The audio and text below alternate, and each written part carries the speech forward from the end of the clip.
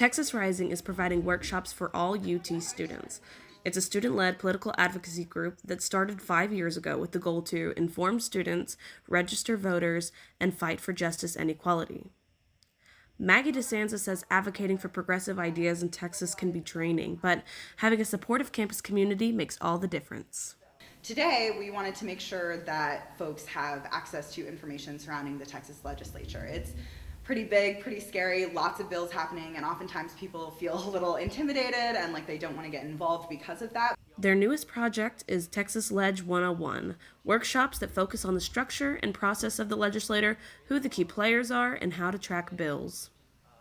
The more we speak up, the more we vote, the more we get involved in whether that's making phone calls and just some of the stuff beyond just voting, the more our representatives will start to consider our power. Nicholas Basha is working in a senator's office this semester and helps answer the phones for those wanting to contact the representatives. He says he's seen the impact of young people advocating for themselves and believes feedback is vital. The more input we give into the government, the better decisions we can make. After the meeting, the committee gives you a pamphlet with everything you need to know on how to advocate for yourself and your community. It's never too early or never too late to get involved in these forms of advocacy and just to be aware of what's happening in our state because there's a lot at stake.